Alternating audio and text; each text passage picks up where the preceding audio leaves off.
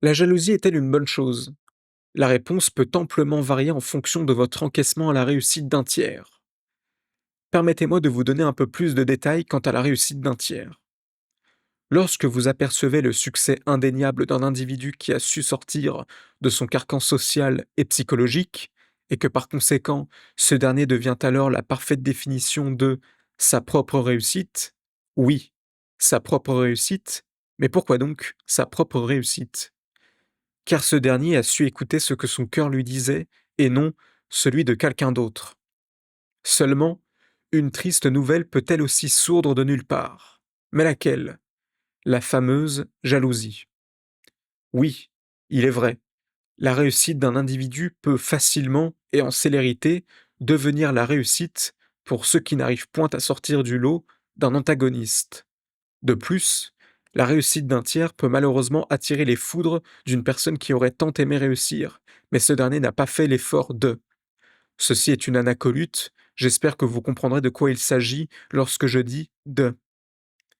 De plus, pour ceux qui seraient ignorants de cette figure de style, sachez tout simplement que cette dernière sert à oblitérer un mot au début, au milieu ou à la fin d'une phrase. Maintenant, reprenons donc. Pour ce type de personne, vous devez savoir que lorsque vous êtes jaloux et qui plus est courroucé d'un virtuose de la réussite, sachez qu'il y a tout de même une infime lueur d'espoir. Naturellement, oui. Même dans le noir, il y a toujours de l'espoir. Mais quel est donc ce fameux espoir? L'espoir de trouver ce qui vous fait vibrer au plus profond de vous. Voilà la fameuse lueur d'espoir. Tâchez de vous en rappeler. En effet, la réussite pour certains peut avoir un goût amer, suivi d'une odeur méphitique. C'est un fait. Par conséquent, ceci est le résumé d'une triste nouvelle. Et quelle nouvelle? La mauvaise jalousie. En effet, selon moi, il existe deux types de jalousie. La première est la suivante, celle que j'ai démontrée précédemment, et l'autre que je nommerai l'envie de la réussite par le prisme de la jalousie. Mais pourquoi de tels propos? De tels propos car, lorsqu'une personne a l'envie de la réussite par le prisme de la jalousie, il se peut que cette dernière peut commencer à tutoyer ce qu'il désire au plus profond de lui-même.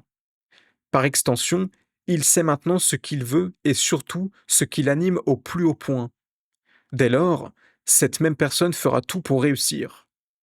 Bien évidemment, lorsque j'use de cette phrase qui est la suivante, cette même personne fera tout pour réussir, il est plus que clair que je parle de la limite du raisonnable, n'est-ce pas? En somme, la réussite des autres peut être une véritable plus-value, afin de pouvoir accéder à un soubresaut d'envie de réussir. Tandis qu'hélas, la réussite des autres peut être une véritable plus-value dans l'acception du mot plus-value, j'entends bien sûr des propos acerbes. Et ces mêmes propos acerbes deviendront, tôt ou tard, leurs mots. À bon entendeur.